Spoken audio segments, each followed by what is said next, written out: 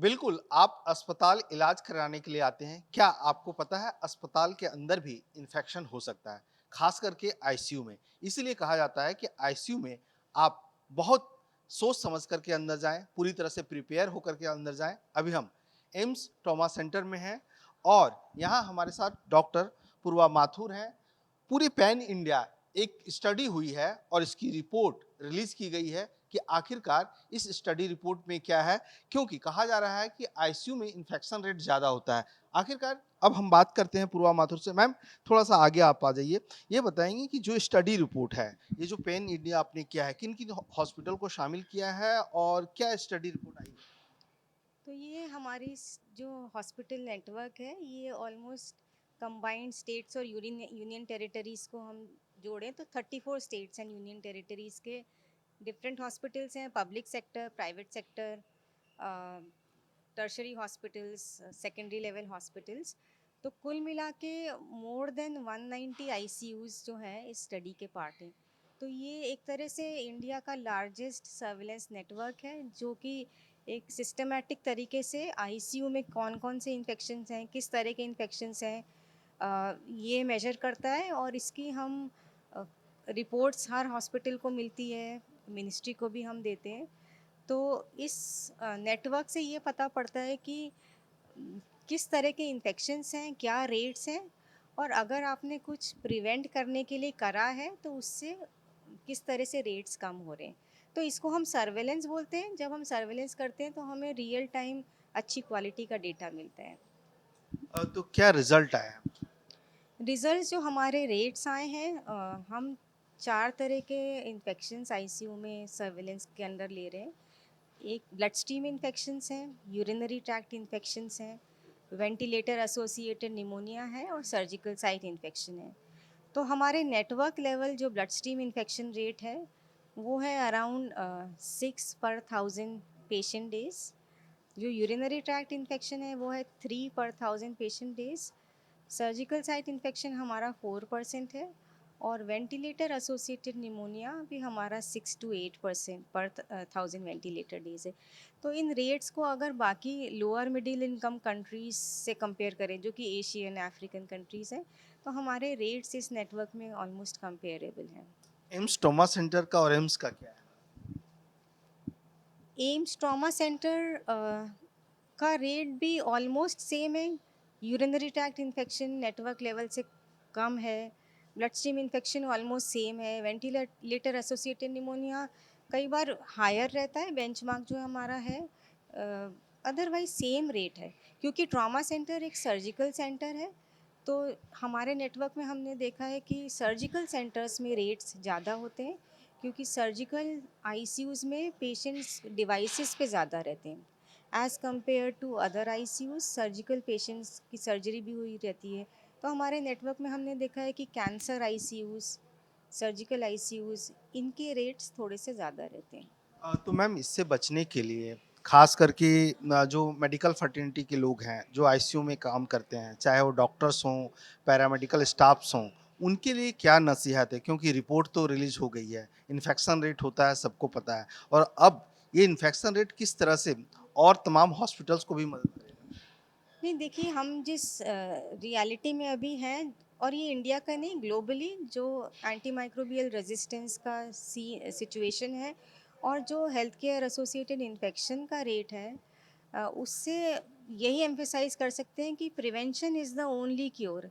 क्योंकि जितना anti microbial resistance है, अगर एक मरीज़ को आईसीयू में इन्फेक्शन होता है with a highly resistant bug, उसका ट्रीटमेंट बहुत मुश्किल है क्योंकि हमारे पास और एंटीबायोटिक्स नहीं है। अगर आप आईसीएमआर की रिपोर्ट भी देखें, एंटीबायोटिक्स तो अब बनना बहुत कम हो गया है। इसलिए the only mechanism is to prevent the infection, and prevention is by hand hygiene and taking care of these devices. चाहे वो वेंटिलेटर हो, चाहे वो यूरिनरी कैथेटर हो, या वो सेंट्रल लाइन हो जिससे कि आप मॉनिटर भी करते हो, ड्रग्स भी देते हो। तो इन डिवाइसेस का बहुत ध्यान रखना है। And general ICU cleanliness, hygiene, disinfection, इन सब का ध्यान रखना है और ये चीज़ें डुएबल हैं। कैसे ध्यान रखें? क्योंकि डॉक्टर्स को तो एक साथ कई पेशेंट्स को देखना पड़ता है। चाहे पैरामेडिकल स्टाफ्स को कैनुला लगाना है, इंजेक्शन देना है, दवाई देनी है, एक साथ करना पड़ता है। तो किस तरह से ध्यान रखें? कुछ इस तरह के टिप्स आप बताएँ। नहीं, नहीं, हम कंटिन्यूअसली ट्रेनिंग देते हैं और मैं ये कह सकती हूँ कि ट्रॉमा सेंटर का स्टाफ बहुत ही एक्सट्रीमली वेल ट्रेन्ड है। और आपको इसी उससे मैं बताना चाहती हूँ कि trauma centre was the first government hospital to receive डब्ल्यूएचओ's Asia Pacific hand hygiene award. और डब्ल्यूएचओ की एक टीम आई थी, उन्होंने सब ट्रॉमा सेंटर के 2 दिन तक पूरा निरीक्षण करा था। तो ये एक बिहेवियरल साइंस है। देखिए, आप बार-बार किसी को हाथ धोने को बोलेंगे तो बहुत मुश्किल है। बट ओवर द इयर्स हमने करा है, हर बेड साइड पे हैंड रब्स हैं, आप देखिए आईसीयू में। एक पेशेंट से दूसरे पेशेंट जाते हैं तो वो एक प्रैक्टिस बन जाती है कि आपको हैंड रब करके हार्डली 30 सेकंड्स लगते हैं। वो उससे आपका भी बचाव है और दूसरे मरीजों का भी बचाव। It it becomes a behaviour, you know. तो वो कंटिन्यूअस ट्रेनिंग से होता है। आप बिल्कुल ठीक कह रहे हैं कि बहुत सारे काम करने होते हैं। बट हैंड हाइजीन एक तरह से बिहेवियरल साइंस है जो कि अपने अंदर तक घुस जाती है। मैम लोगों में एक कन्फ्यूज़न है पोस्ट कोविड के बाद लोग जो हैं सो सैनिटाइज़र यूज़ करते हैं या हैंड हाइजीन के लिए कई तरह की चीज़ें बार-बार वो साबुन से हाथ धोते हैं। क्या बार-बार इस तरह करने से अपनी इम्यूनिटी भी कम होती है या इसके लिए कुछ ख़ास ध्यान देना? नहीं, नहीं, बिल्कुल इम्यूनिटी कम नहीं होती। आप जितनी बार हाथ धोएँगे, आप अपने लिए कुछ बचाव ही कर रहे हैं, क्योंकि हाथ धोने से बैक्टीरिया मरते हैं। और सैनिटाइज़र का बस ये है कि हर सैनिटाइज़र जो आप चूज़ करें, उसमें 70% अल्कोहल होना चाहिए। ये आप ध्यान रखिए, क्योंकि अगर कम होगा तो कोई फ़ायदा नहीं। आपको लगेगा आपने कर लिया है डिकंटामिनेट, बट वो होता नहीं है। तो मिनिमम 70 टू 90% अल्कोहल हो उसमें, ये आप ध्यान रखें। तो लेकिन उससे कोई नुकसान नहीं होगा, एक्सेप्ट ये कि बार-बार हाथ धोने से और वो करने से हाथ ज़रूर ड्राई हो जाते हैं। तो कोई मॉइस्चराइज़र लगा लेना चाहिए, नहीं तो क्रैक्स होते हैं उससे और ज़्यादा। कई बार हेल्थ केयर वर्कर्स की ये प्रॉब्लम होती है कि बार-बार हाथ धोने से क्रैक्स हो गए, उसमें अगर इन्फेक्शन हो गया तो आप मॉइस्चराइज़ कर सकते हैं ऐसे। आखिरी सवाल मैम, देश के कौन से हॉस्पिटल हैं जिसमें इस तरह का आईसीयू इन्फेक्शन रेट बहुत ज़्यादा पाया गया है? नहीं, ऐसा आईसीयू वाइज़ हम या कैटेगरी उन हॉस्पिटल की? नहीं, मैं आपको ये बता रही हूँ कि जनरली नॉट ओनली हमारे नेटवर्क में, ग्लोबली जो इम्यूनो कॉम्प्रोमाइज़्ड आईसीयूज़ होते हैं, जैसे कैंसर आईसीयूज़, कई सर्जिकल आईसीयूज़, उसमें थोड़ा-सा मेडिकल आईसीयूज़ से रेट ज़्यादा होते हैं। बट ऐसे हमारा सारा डेटा डी आइडेंटिफाइड है। हम किसी भी हॉस्पिटल स्पेसिफिक डेटा नहीं देते हैं। चलिए मैम, आपका बहुत-बहुत धन्यवाद। कैमरा पर्सन हिमांशु के साथ मनोहर केसरी, इंडिया न्यूज़, दिल्ली। अस्पतालों में खास करके आईसीयू में इन्फेक्शन की वजह से मोर्टेलिटी रेट क्या है, इस पर हमारे साथ बातचीत करने के लिए एम्स ट्रॉमा सेंटर के चीफ डॉक्टर कामरान फारूक हैं, क्योंकि पैन इंडिया इसे लेकर के स्टडी हुई है।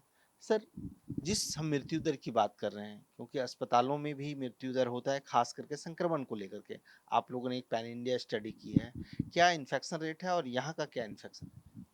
देखिए आईसीयू में जो है वो डिफरेंट टाइप ऑफ इन्फेक्शंस होते हैं या वेंटिलेटरी एसोसिएटेड निमोनिया होता है लंग का इन्फेक्शन या जो सेंट्रल लाइंस डालते हैं ट्यूब्स डालते हैं उसमें इन्फेक्शन होता है या कैथेटर्स में इन्फेक्शन होता है। तो हमारे यहाँ जो हमने देखा गया है infection rate is almost around 15%, 15 to 20% for catheter central line catheters, around 9 to 10%, basically 7 to 10% for ventilatory associated pneumonia, and urinary catheter ज़्यादा common होता है 15 to 20% again. तो this is the infection rate in the आईसीयूज़।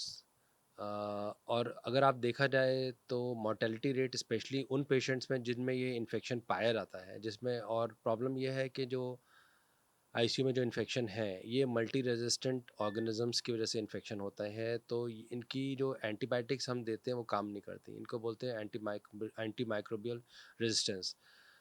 So antimicrobial resistance in infections which are acquired in ICU, that's pretty high, like almost 85%. क्योंकि most of the antibiotics they don't work in patients who are in the ICU. So अगर इसको समेट किया जाए तो कह सकते हैं कि आप mortality rate because of hospital acquired infections in the ICU will be somewhere around 15 to 20%. लेकिन अगर हम क्राउडेड एरिया की बात करें, ये बात हुई आईसीयू की, क्राउडेड एरिया में इन्फेक्शन की क्या वजह रहती है?